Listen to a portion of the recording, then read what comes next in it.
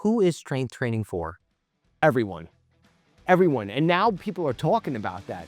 You know, people used to come to me, Nick, I want to do this, I want to do that. How about this exercise? And I was always telling them strength training is the cornerstone. So every modality of strength training has a place and a use. Okay. So likely it's good to try to do the circuit, hit all of them, right? Maybe if you're going to a gym and you do a couple of the machines, try to use some of the free weights for something, maybe just for your arms for a little while, or if you're going to do some benching, if you have, the ability, you can use some free weights and kind of mix it all up. Let's talk about somebody who's never done strength training before. Going back to what you said, start with 2 days a week, 30-minute sessions, 2 days apart, full body.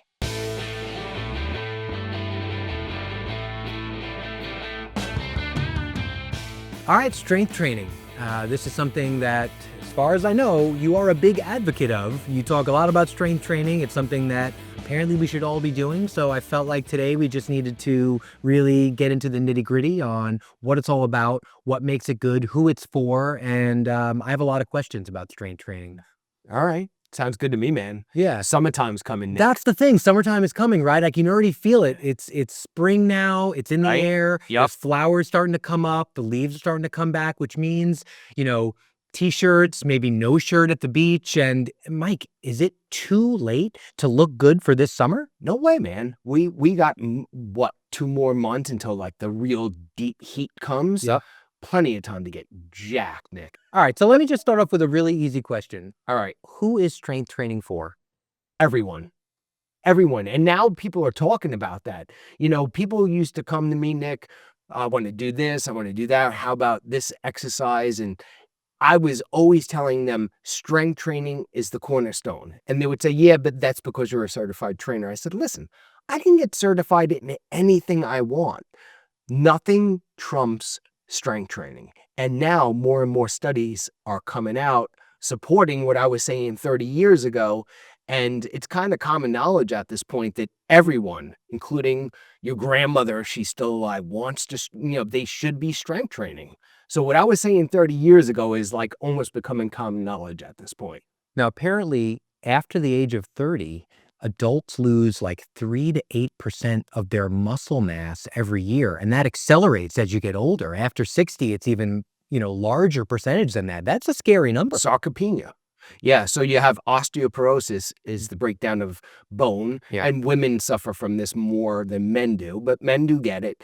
But sarcopenia is muscle loss. So sometimes people will come to me, Nick, and they'll say, Mike, it's weird. My clothes fit much differently, or I had to go up 2 dress sizes or whatever it is. A man say, I used to be a 32, now I'm a 36 or a 37, but the scale really hasn't changed radically. It's because they've lost muscle mass and they've replaced it with adiposity, i.e. body fat. And sometimes it's a 2-to-1 ratio. It could be up to 3 to 4 to 1 ratio, meaning for every pound of lean skeletal tissue you lose, you replace it with 2 to 4 pounds of body fat. And that is disastrous for someone's health. And this is for everybody across the board. Yes. No one's getting out. No one escapes this. No one.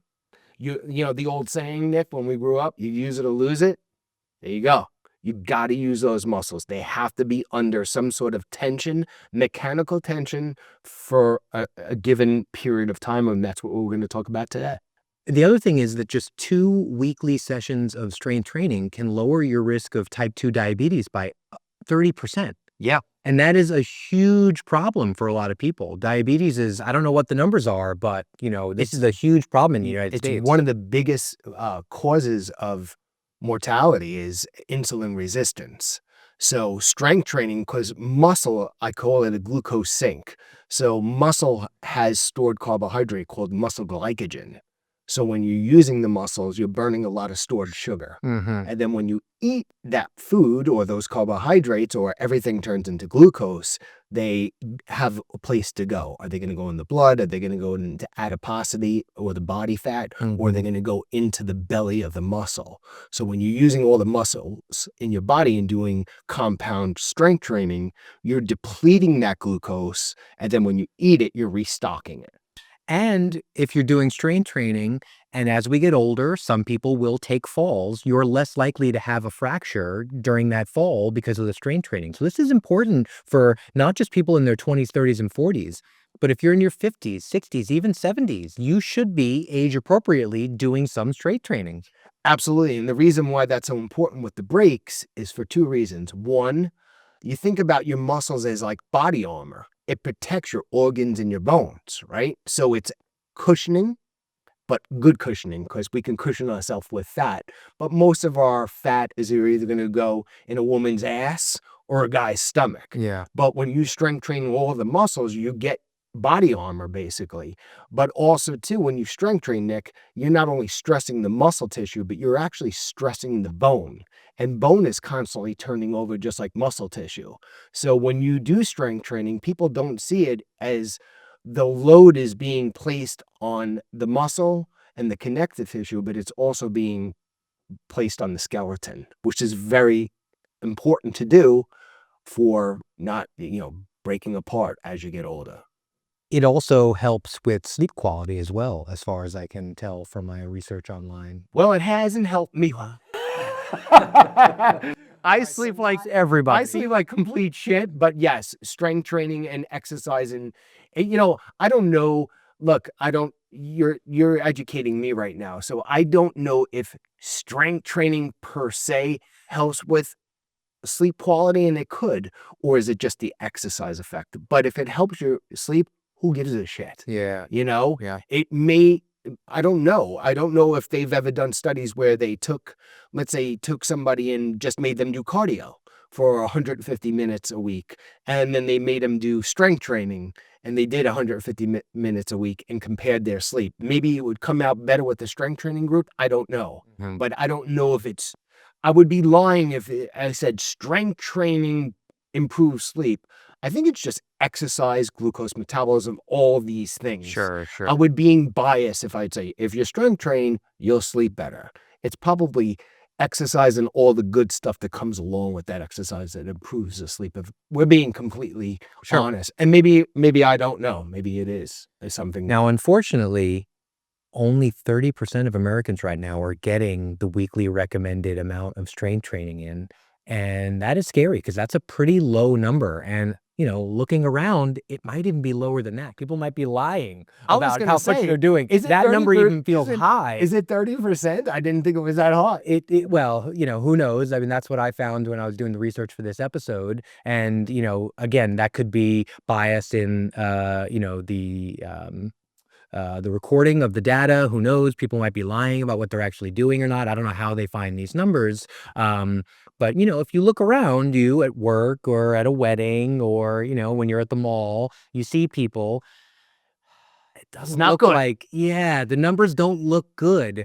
And I want people to be healthy. Yeah. I want people to be happy. And it doesn't take a huge investment of time to get this into your weekly routine. No, and it's because they're not listening to you, Nick. If they watch this video, share this video with people that look disgusting with their clothes off. Because what Nick is saying is just twice a week, right? 1-2 workouts. That's all they have to do. To start. It'd be nice if you can get 3 or 4 in. And right. I think once you start to squeeze that fruit and see a little bit of the juice, you're going to want more. Yes. But strength training, that when I take on a client and they ask me how many days a week should I strength train or come to you, I say a minimum of 2. And there's people that have plenty of money that can go to a trainer 4, 5, 6 times a week. But the minimum is 2. But when you strength train twice a week, Nick, if you do 2 full body workouts, let's say, and it's intense, 30 minutes and 30 minutes, like you said, not only can it help glucose metabolism, but you can build a significant amount of muscle. And that's only 1 hour in a whole week.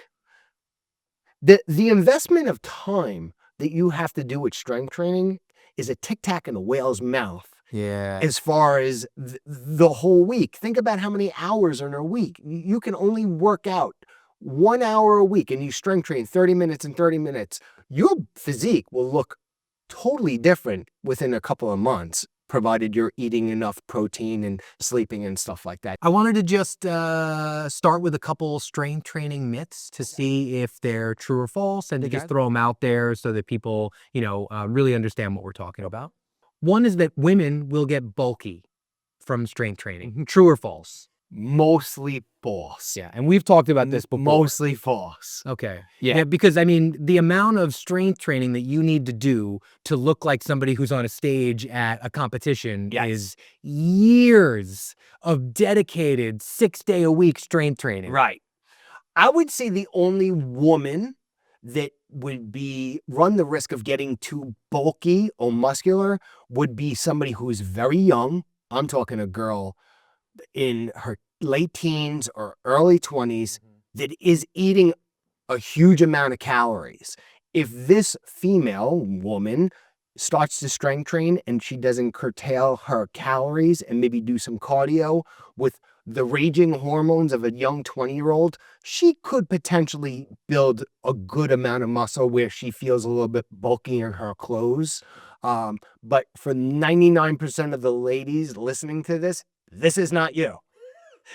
We all wish it was that easy to put on muscle. So 99% of the time for the female viewers, this is going to be false. But what it will do is firm them up. They'll actually look better in the size they are in. Yes. Right? And then when they're wearing a shirt with no sleeves, or they're, out there, it doesn't even have to just be on the beach. Yeah. Just in the spring and summertime, you're wearing some lighter clothes with less coverage, you're going to look hot. Yeah. You're going to feel good.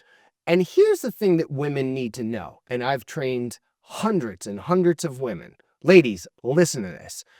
We would rather you be 10 extra pounds and tight than be skinny with a saggy, disgusting ass and flat breast.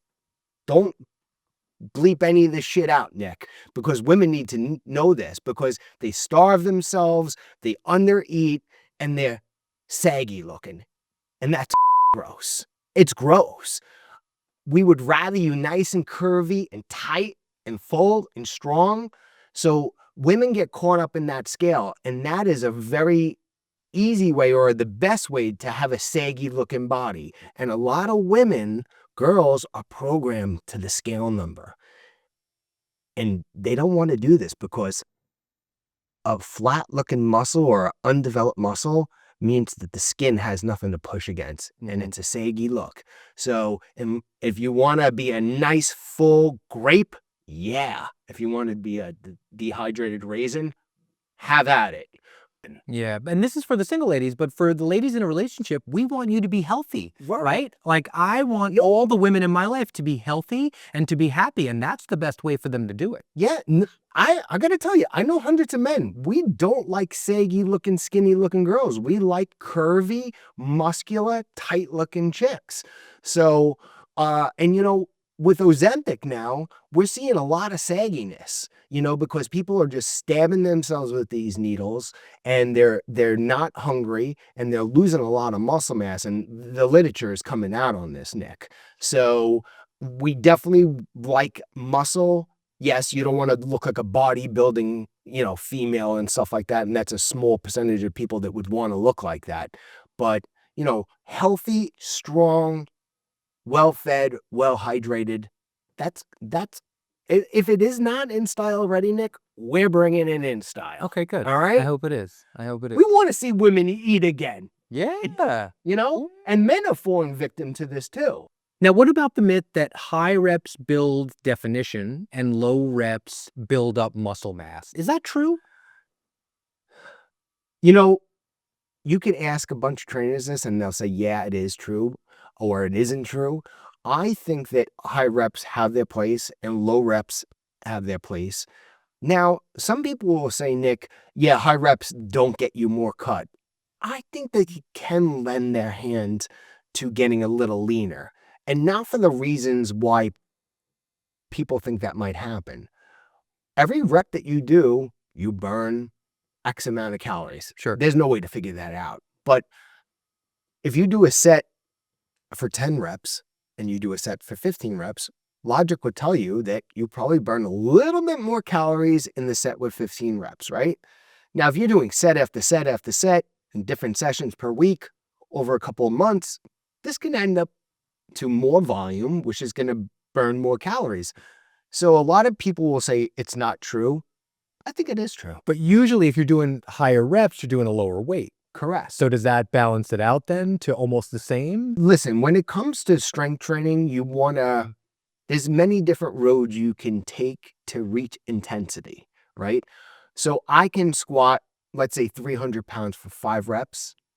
It's hard, it's heavy, but if you give me a lighter load and you tell me to do it 50 times, Mike Lynch, training 30 years, hundreds of people, 50 reps, it burns, it hurts. There's a lot of mental fortitude that has to go into that set, where 5 reps, this shit's heavy, don't get me wrong. Yeah. It's brute strength, but it's a quick set, 20 seconds, it's over. A set of 50 rep squats is brutal. Yeah. Because you're going for like a minute at that point. And I think that when we do high rep sets like that down in the gym, people are smoked for minutes and your body is just churning. So I do believe that higher volume, high repetition sets do have a lot of benefits, body fat burning being one, but it also is a way to train safely because the load is not too heavy and it's easier to control the weight, especially for people that are just getting started and stuff like that. Mm-hmm. Now, if you get to repetitions that are, past 50, especially for lower body does better with higher repetitions than the upper body. It can be too light with a repetition. Like, I can give you 2 soup cans, and you can do 500 reps. What's it doing? I mean, what's it doing at that point? I don't think the demand, you're still doing 500 reps of soup cans, but I don't think anybody's gonna, give you a modeling contract, Nick, for that. Right. You know what I right. mean? But maybe for an older person, if you're in your 60s or 70s and you're going for a walk and you want to bring a 1 pound weight or a 2 pound weight or something like that, that could be something. It's extra, but I think that it can't hurt because they're lugging more weight around. But that person, I don't subscribe, by the way. I don't care.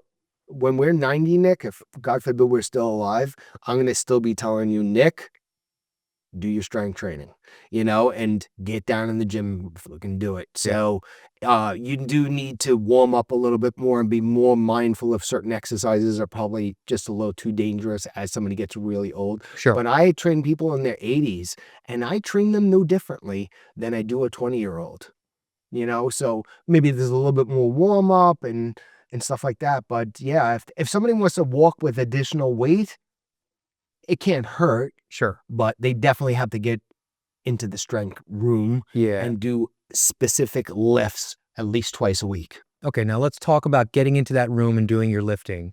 There's a couple different ways you can do it, right? There's like body weight strength training. There's free weights. Yep. There's machines. Then there's kettlebells. Yep. There probably are other things, but those are like the main 4. Can we just break down, what are the major differences there? And does it matter what we do? So let's just start with body weight training. Yeah. So body weight training is great. Again, that's going to allow you to do higher repetitions, especially once you're at a point where you've had weeks or months or years under your belt as far as strength training goes. And to be clear, body weight training, we're talking about squats, push-ups, pull-ups, which are not easy, right? Most people can't do one pull-up of their own body weight. And it shows you, look at gymnasts, Nick. They do like the crosses and stuff like that, and they do the horses. Their bodies are jacked like bodybuilders. Now, are they doing supplemental strength training? Probably these days they are, but back in the day, they probably were not. Body weight training. Look at guys, a lot of these. Well, rock climbing too. Rock climbing is really like body weight strength training because they're lifting themselves up. They're using a lot of leg muscles, but there are a lot of arm muscles as well. Yeah, I do body weight training with all my clients. I integrate it with strength training. But look in some of these jails with, they've taken the weights away in certain jails. Now, maybe they were fucking killing each other with the weights and stuff like that. But some of these guys have jacked physiques, and all they're doing is squatting. Maybe they're having their buddy sit on their back, and they're doing push-ups, and they're doing pull-ups in their jail cell, and they're jacked. So body weight training is excellent. It's safe. It's very forgiving to the joints, and it's portable, right? Do it anywhere. Do it in a hotel room on vacation if you need to. Yeah. One thing that you didn't mention, which is not super challenging, you got to be careful to make sure that you keep on checking them because it could snap on you, is exercise tubing and bands. Oh. Okay. You've seen the videos where these people snap themselves in the face. Yeah. Because after a while, they get little fissures in them, little cuts, and then they'll break. So if somebody is listening to this and you're going to use exercise tubing or bands, you have to inspect them probably. I wouldn't inspect them once a week. And as soon as they have little frays or cuts, in the garbage. And they're cheap, so you don't have to worry about it. You throw it out. With certain exercises. And so would you say that the bands are like the next step up? Like, let's just say someone's starting from 0 right now and they want to start with some body weight. Yeah. And then at a certain point they say, I want to take it to the next level. And it's a cheap investment. Yeah. Bands could be a good next step, right or wrong, when you're moving on from body weight.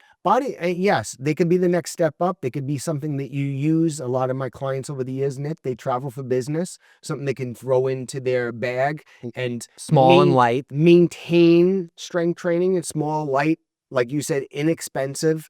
And there's some exercises, especially rehab exercises for rotator cuffs, that bands are excellent for, better than actual weights, no matter how seasoned the lifter is. Okay. One of the other things you mentioned is kettlebells. And believe it or not, kettlebells have come back in style in the last 10, 15 years.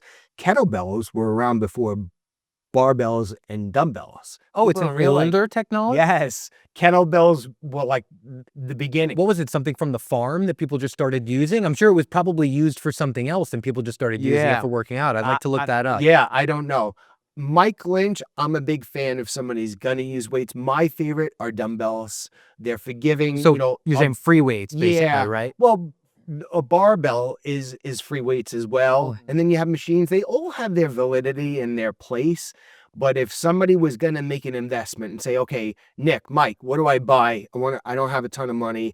I like dumbbells because they're usually independent of each other and they're forgiving, where if you're on a bar, you're fixed to that bar. Yeah. Okay. And if you have a bug shoulder or something like that. And then if you're going to the gym with machines, what's nice, like, why would someone choose the machines over the free weights? Is it for form? Is it for safety? Why would you do that? All of the above. So machines are going to lock you into what's called a fixed groove. So when you do free weights, there's the balancing aspect, right? All the ancillary muscles, which are the supporting muscles. Think about if you took out a bench press, you don't want it to go like that. So you have to stabilize that. And actually that is a benefit, the stabilizing of muscles, because as we get older, people will fall, slip, break things. And a lot of times it's because they're ancillary muscles. So you have your biceps, right? Sure. And your triceps, these are them, and your chest. But you have all these little ancillary muscles in the joints that help with stabilize. Stabilize and proprioception and all of that. So you have to train those muscles. And that's one of the downsides to machines. They don't make you use those muscles as much. Okay. But the benefits for them, it can teach somebody the pattern. They don't have to lift up weights. A lot of these are what's called selectorized. So they have a pin and you can just pick the weights. Or if somebody's nursing an injury, they can really get in with a light weight. And let's say it's a chest press. And let's say somebody has a broken finger, let's say. They can't lift weights and squeeze it. They might be able to come into a chest press and just put the pads and push through the heels of their hand and really just kind of do this where they're still maintaining that muscle and they're not losing all their gains because of a broken finger. So every modality of strength training has a place and a use. Okay. So likely it's good to try to do the circuit, hit all of them, right? Maybe if you're going to a gym and you do a couple of the machines, try to use some of the free weights for something, maybe just for your arms for a little while, or if you're going to do some benching, if you have, the ability, you can use some free weights and kind of mix it all up. Right. And then a lot of you can't see this because Nick's under the table, but Nick's legs have gotten substantially bigger over the last couple of months because when he leaves, I don't see him for like a week or two. And I'm like, no, Nick, don't leave. And I hold on to the back and he's like, Mike, get the off me. And he's like going to his car. It's true. His legs have gotten, and it's probably translated into your skateboard, right? My ollie has gotten so much higher. Yeah. So it's really resistance is resistance, Nick. Whether it's a squat rack or Mike Lynch saying, Nick, please don't leave Nitro. Don't go. All right. So I want to leave people with just a few things, some takeaways for the strength training episode. For the summer, so they get jacked, right? Yeah. Nick? How do we jacked or ripped or lean or whatever? We don't want to. How do we get people ready for the beach with this strength training? Right. So let's talk about what? 2 people, right? Let's talk about somebody who's never done strength training before. Sure. Going back to what you said, start with 2 days a week, 30-minute sessions, 2 days apart, full body. Pick your compound lifts, a push, a pull, maybe a vertical push, a vertical pull, and a squat. 5 movements, 4 sets, 5 sets max, 30 minutes, wrap it up, do it 2 days a week. Boom. Adapt to that and start with that program. And start light, right? Because you don't want to hurt yourself. If you've never worked out before, you don't know where you're at with this strength training. That's correct. Right? So I'd rather see someone not feel it at all after the first session than go so hard day one that they ruin themselves and they're done working out. That's correct. Is that a good assumption? It's a great assumption. 12 reps to 20 reps is a nice place for them to be. Repetitions is the amount of times you do the set. Okay, so if you're going to do a chest press, 15 times would be 15 repetitions for people that are new, and that would be 1 set. Okay, so 12 repetitions upward to 20 is a nice spot where they'll get strength. Yeah. They'll get some growth in the muscle. Yeah. And prevent atrophy. They'll put their bones under a load. And it's not so heavy that they have to worry about something rupturing or a tendon pulling off the bone. Sure. It's that nice in-between where they're not totally doing aerobic work, muscle aerobics or muscle endurance, and they're not doing pure strength training where they're going to, again, rip something off the bone. Sure. It's a nice in-between sweet spot. Okay. Now that's for somebody who hasn't been working out. Right. For somebody who's worked out, is currently working out or getting back into the game 3 to 4 times a week. And you can do 2 upper body and 2 lower body, or you can do like a shoulders and arms, a leg, chest and back, and then a full body program. You could shake it up a different way or different ways. But for the more seasoned person, 3 upward to 4 times a week. People that aren't on hormone replacement therapy, people that take TRT and stuff like that, they can do 5 and 6 days a week because their recovery is so much quicker, advanced. Yes. Yeah. But for the average person, 30 minutes, 3-4 times a week. And that again, Nick, is a very small investment in the person's weekly hours. So those are going to be the places. And then you fill the gaps in with some good quality cardiovascular, a good meal plan, and you're set. You're set. You're looking the best you have in years. Yeah. What's your message to people who say, after they've heard all of this, I just don't know. I just don't know if I can do it. I just don't know if it's in me. I don't know if I'm a workout guy or girl. What's I'm my not message? sure. Don't be a fucking loser. Don't be a fucking loser. You want to be a wet noodle? Don't strength train. You're probably not listening to this podcast anyway. If you want to be a candidate for type 2 diabetes, right. If you don't want to sleep well, if you want to be unhealthy. Right. If you want to, listen, there's a saying of you can never be too strong, right? And frailty, if we all live long enough, which we hope to, frailty is coming for all of us. And like you said, Nick, in the beginning, at 30, it could start. So for the person who says, I'm really not into strength training, Yeah, I'm not into colonoscopies and getting my teeth scraped every 6 months at the dentist. I actually go every 3 months, but I'm not into that either. Especially I got the shit in my mouth, the instruments, and they ask me questions all the time, Nick. I'm like, why are they asking me questions? Why I got a straw and a pick? But I see I'm what not you're into saying that here, right? stuff It's like either. you go to the doctor, you go to the dentist. This is just another part of that same routine to maintain a Yes. healthy life. I'm not into paying taxes, but I do. And I'm not into a lot of things, and you just got to do it. This is something no one can reinvent the wheel. And if they do, they'll be billionaires. Strength training is something that everybody that wants to live a strong, healthy life they need to do. The studies are clear. The evidence is clear. This is something that you need to do. You don't ever have to like it. That's the thing that people get confused with training. They're like, I say to people all the time, you don't need to like it. Most people will come to like it or kind of like it or love it. But it's okay if you never like it.